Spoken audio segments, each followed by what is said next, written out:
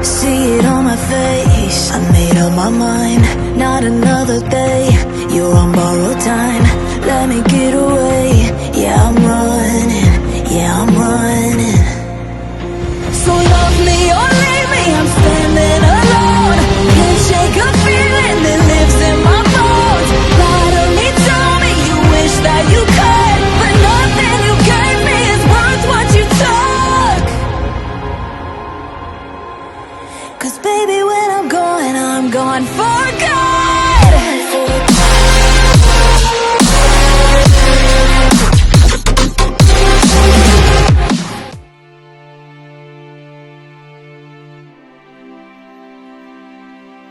Melanjutkan dari kisah sebelumnya.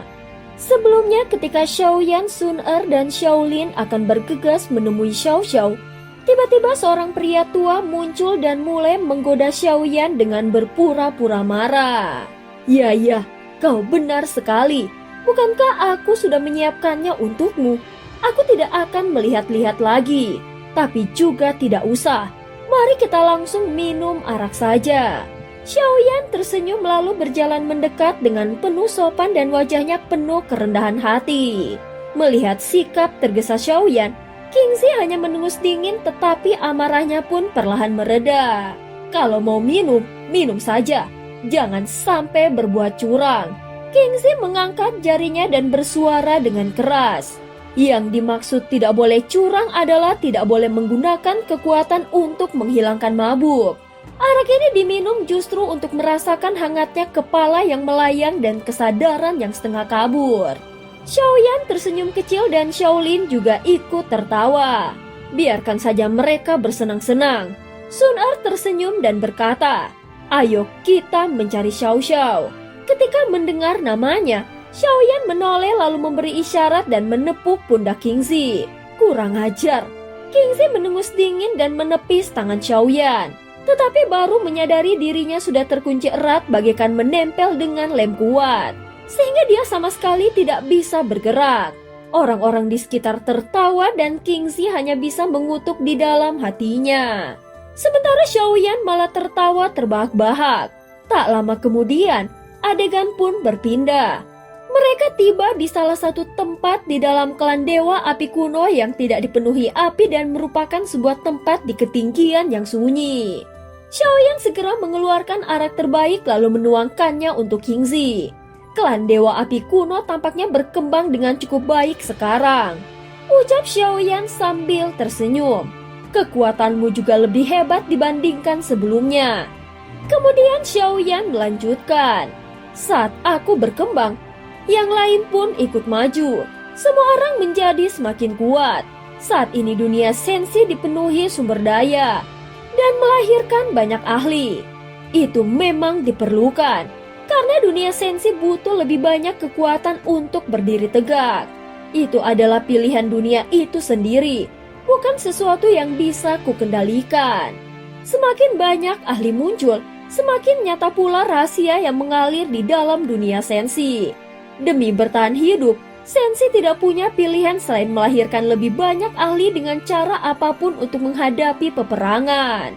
Zaman sekarang penuh gejolak. Jika klan Dewa Api Kuno bisa menumbuhkan satu ahli lagi, maka akan lebih banyak peluang untuk membunuh serangga busuk yang datang dari luar.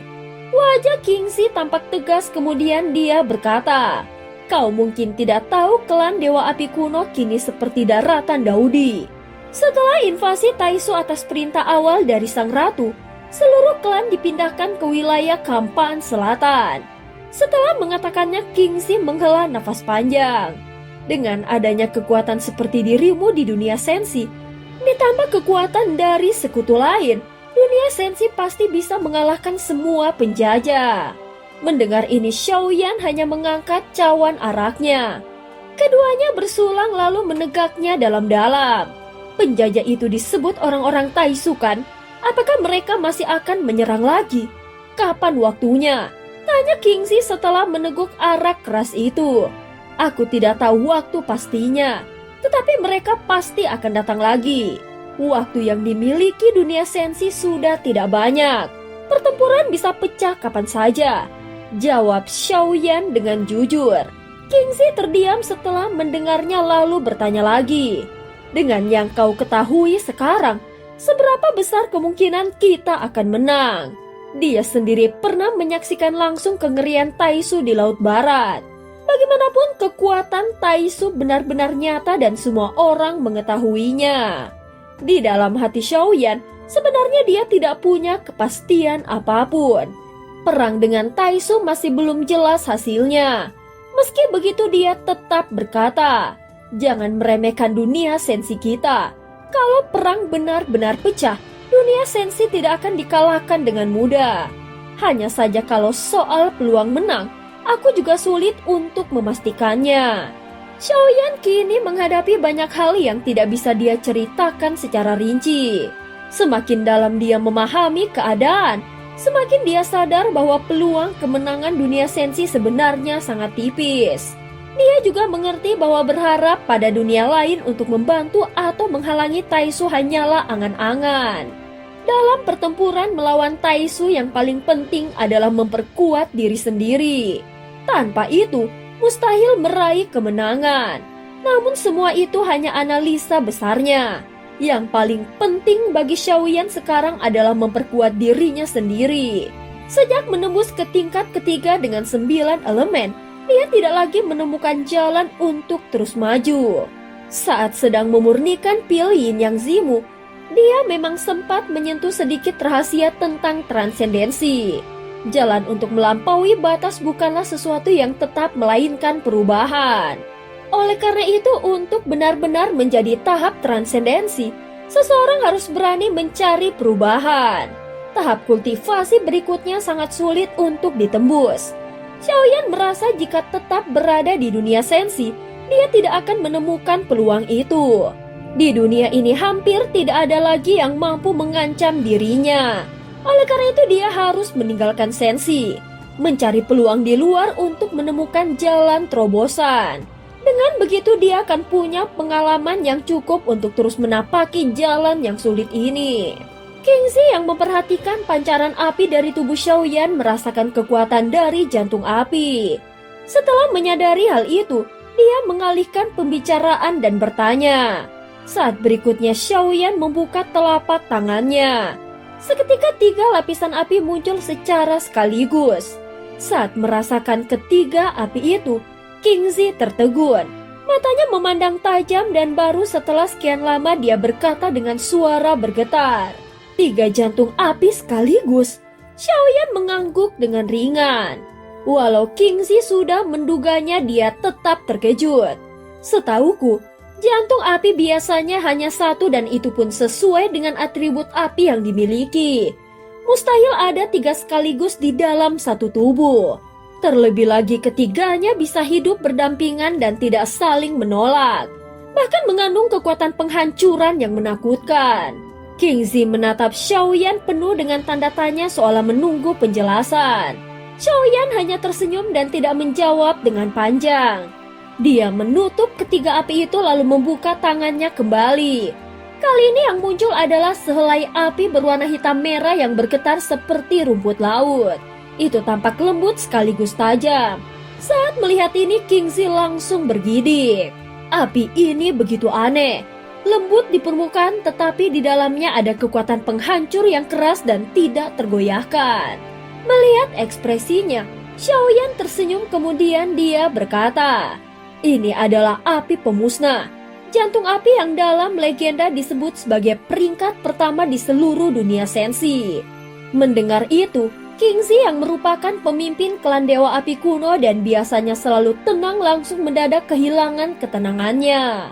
Wajahnya memerah dan matanya memancarkan cahaya api yang penuh gairah. Dia langsung berdiri tergesa-gesa dan bahkan wajahnya hampir menempel pada nyala api tersebut. Wah, ini benar-benar api pemusnah. Api legendaris yang diyakini memiliki kekuatan penghancuran paling mutlak di dunia. Xiaoyan, izinkan aku melihat kekuatan api ini. Asalkan bisa melihatnya, aku bahkan rela jika harus mati. Tawa panjang Kingzi bergema membuat seluruh klan Dewa Api kuno terkejut. Para anggota klan segera berlari datang khawatir sesuatu telah terjadi. Namun Xiaoyan hanya tersenyum getir dan berkata, "Senior Kingzi, jujur saja meskipun aku sudah mendapatkan api ini, aku sendiri belum tahu bagaimana cara mengendalikannya." Mendengar itu wajah Kingzi menunjukkan kekecewaan yang lebih dalam lagi. Seolah dia baru saja kehilangan harta karun yang tidak ternilai. "Jadi kau masih belum berhasil membuatnya tunduk?" Kingzi bertanya dengan ekspresi serius. "Benar." Xiaoyan hanya menjawabnya dengan singkat. "Bukankah semuanya sudah ada di dalam tubuhmu?" "Baiklah, tunggu sebentar." Kingzi mencubit dagunya lalu melirik ke arah Xiaoyan. Sorot matanya yang memandang ke arah api pemusnah memperlihatkan seolah-olah dia bahkan lebih cemas daripada Xiaoyan sendiri. Seolah dia berdiri dengan tubuh yang sedikit goyah. Bekas luka di tubuhnya masih belum sepenuhnya hilang, sehingga langkah kakinya tampak tidak stabil, namun sosoknya segera menghilang di langit yang luas. Tak lama kemudian, dia kembali muncul lalu berubah menjadi cahaya merah panjang dan mendarat di halaman besar. Di tangannya muncul ratusan gulungan catatan kuno. Itu semua adalah catatan yang diturunkan oleh para leluhur klan Dewa Api kuno. Di dalam catatan-catatan itu sepertinya ada yang membahas tentang api pemusnah. "Apa maksudmu tatapan itu? Kau meremehkan klan kami?" Kingzi mendongakkan kepalanya menatap Xiaoyan dengan nada yang bangga. Pada zaman kuno, klan Dewa Api kuno adalah salah satu dari klan terkuat yang menempati peringkat kedua di wilayah Kampan Laut Barat. Xiaoyan merasa tak berdaya saat mendengarnya. Dia sama sekali tidak melakukan apapun dan tidak menunjukkan ekspresi aneh ataupun meremehkan. Sementara itu Kingzi mulai serius meneliti catatan-catatan kuno yang dia bawa. Tak lama kemudian, 5 gulungan telah dipilih dan diletakkan di hadapan Xiaoyan. Seperti yang diduga, para leluhur klan Dewa Api kuno memang pernah berhubungan dengan kekuatan itu.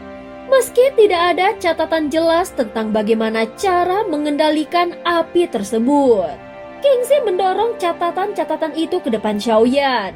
Segera cahaya kekuatan jiwanya menyapu seluruh isi gulungan.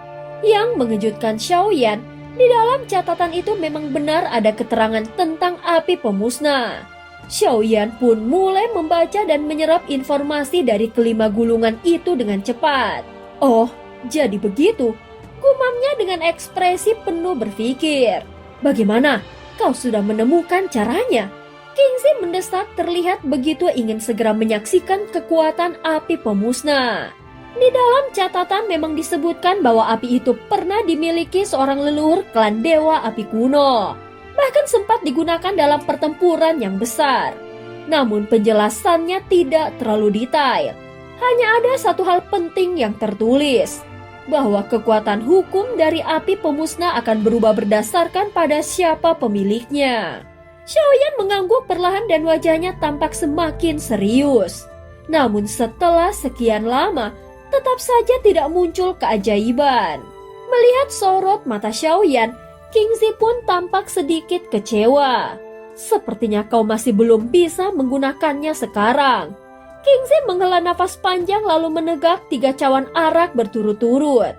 Xiaoyan hanya bisa menggelengkan kepalanya dengan pasrah. Namun sebelum memasuki dunia Shanghai, dia harus menemukan cara untuk menggunakan api pemusnah.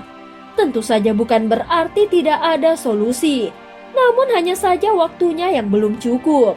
Seberapa dalam pun rahasia dari api itu, Xiaoyan masih memiliki pagoda emas, di mana lantai keempat berisi mimpi Kampan dan lantai kelima berisi gerbang batu perang. Selama api itu pernah dia lihat dari pemilik sebelumnya, maka gerbang atau perang bisa mereplikasikan secara sempurna.